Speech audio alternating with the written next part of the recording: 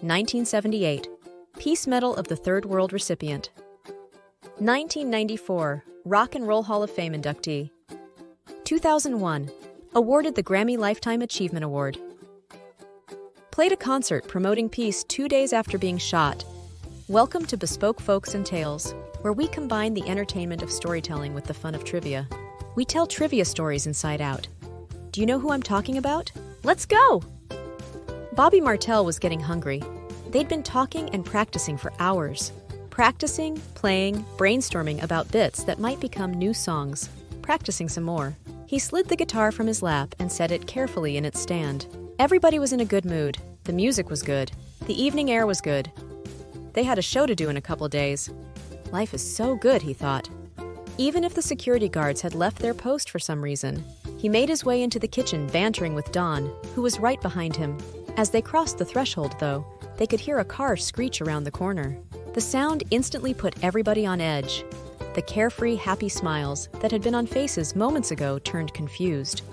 There was the flash of headlights as the car spun into the driveway. 7 men exploded from the vehicle. The small group stood frozen where they stood as the gang crashed through the door. Without hesitation, the shots erupted. For Bobby, it seemed to happen in ultra-slow motion as he processed every minuscule detail. The arc of the door as it was thrown open, the step of the shoe across the entrance, and then time sped up and the men were in the house. The deafening noise seemed to last an eternity, and he watched in detachment as his wife was shot in the head.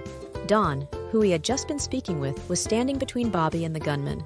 Dawn took at least 5 shots. Bobby suddenly found himself thrown backward, and then he slumped to the floor. And then time sped up again, and all of a sudden the men were gone. He blinked again, and he looked down at his body, which was starting to be covered in blood. He blinked again, and now he could feel the pain. When the pain reached his brain, it exploded like lightning. He was hit at least twice, in the arm and in the chest. The shot in the chest punched harder than any boxing blows he'd taken. It left him breathless. He blinked again, and time and space were starting to put themselves back into a linear fashion. Dawn was laying on the floor, groaning. But it was his wife Bobby was willing his body to move toward. He could see there was blood trickling down her head where she lay. The next day, Bobby sat near a window smoking a blunt. It shook in his trembling hand. His wife sat near him talking gently.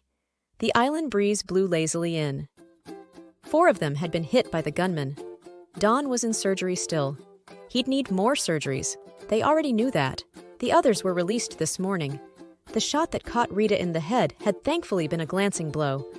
Sore, stressed, and short on sleep, they now sat talking. Nobody would blame Bobby if he decided not to play the concert the next day. The violence had just ratcheted too high. How could they know if the policemen were there for his security or to ensure his death? They hadn't done much good last night after all. While Bobby had maintained his political neutrality, each political faction had jockeyed for his favor. Last night showed just how far they, or at least one of those factions, would go to keep him from playing that concert. But Bobby did play the concert. He had to. While the politicians polytricked, it was the people that suffered. Nearly 80,000 people listened to him play that evening.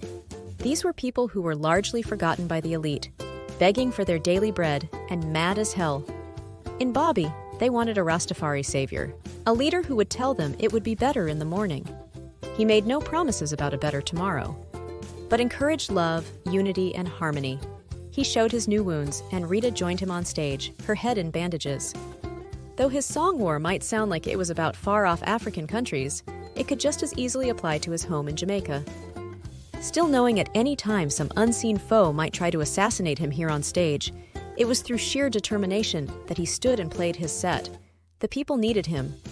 In his own words, Bobby was confident in good over evil, yeah. Because Bobby Martell is, of course, a pseudonym for Bob Marley that he used on the first album he recorded in 1962 at the tender age of 17.